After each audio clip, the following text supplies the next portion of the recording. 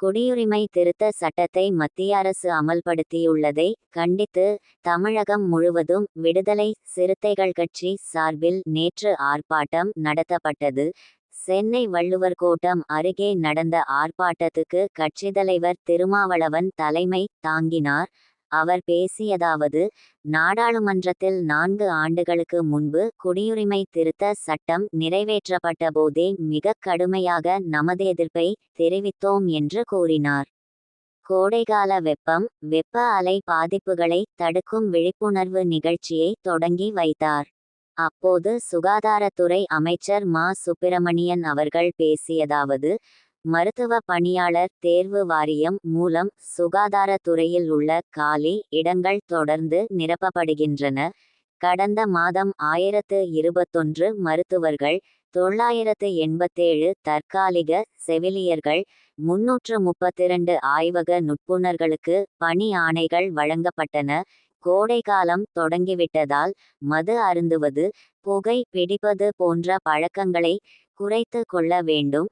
இவ்வாறு அவர் பேசினார். பராமரிப்பு பணி காரணமாக சென்னை கடற்கரை டு தாம்பரம் மற்றும் செங்கல்பட்டு இடையே நாளை 44 மின்சார ரயில்களின் சேவை ரத்து செய்யப்படுகிறது. சென்னை கோடம்பாக்கம் டு தாம்பரம் இடையே காலை 11 மணி முதல் பிற்பகல் 3:15 மணி வரை பராமரிப்பு பணிகள் மேற்கொள்ளப்பட இருப்பதால் சென்னை கடற்கரை டு தாம்பரம் மற்றும் செங்கல்பட்டு இடையே இயக்கப்படும் 44 மின்சார ரயில்களின் சேவை நாளை 17ஆம் தேதி முற்றிலுமாக ரத்து செய்யப்படுகிறது. தமிழக மின்வாரியத்தில் கடந்த 9 மாதங்களில் 40 ஊழியர்கள் மின்விபத்தால் உயிரிழந்துள்ளனர். வீடுகளுக்கு மின்னிணைப்பு வழங்குதல், மின்கம்பங்கள், மின்மாற்றிகளை நிறுவுதல் உள்ளிட்ட களப்பணிகளை மின்வாரிய ஊழியர்கள் மேற்கொள்ளும்போது சில நேரங்களில் எதிர்பாராதவிதமாக மின்விபத்துகள் ஏற்படுகிறது. இதில் மின்வாரிய ஊழியர்கள் உயிரிழக்கின்றனர். இதன்படி கடந்த 9 மாதங்களில் பல்வேறு மின் விபத்துகளில் சிக்கி 40 மின்வாரிய ஊழியர்கள் உயிரிழந்துள்ளனர். பொதுமக்கள் 487 பேர் உயிரிழந்துள்ளனர். இவை தவிர 341 விலங்குகளும் மின்விபத்தில் சிக்கி உயிரிழந்துள்ளன.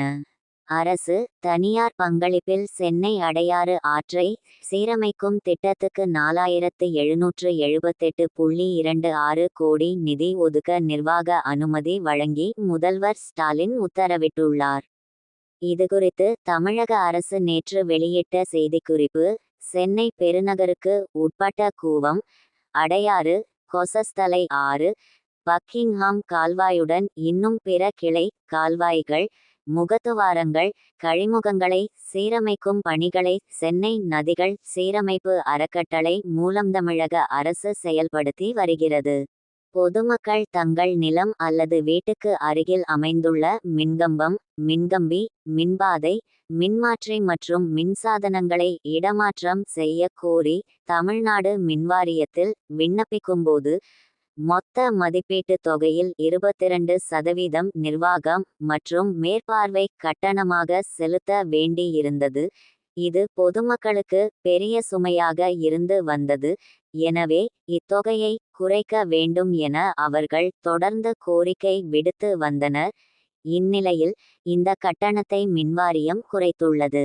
யானைக்கவுனி மேம்பாலத்தில் பணிகள் நிறைவடைந்த நிலையில் 8 ஆண்டுகளுக்கு பிறகு ஒருவழிப்பாதை மட்டும் திறக்கப்பட்டு போக்குவரத்து அனுமதிக்கப்பட்டுள்ளது.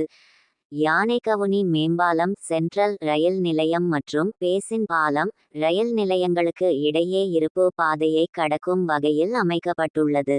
இலங்கை கடற்படையால் கைது செய்யப்பட்டுள்ள மீனவர்கள், அவர்களின் படகுகளை உடனடியாக விடுவிக்க நடவடிக்கை எடுக்க வலியுறுத்தி மத்திய வெளியுறவுத்துறை அமைச்சர் எஸ். ஜெய்சங்கருக்கு முதல்வர் ஸ்டாலின் கடிதம் எழுதியுள்ளார்.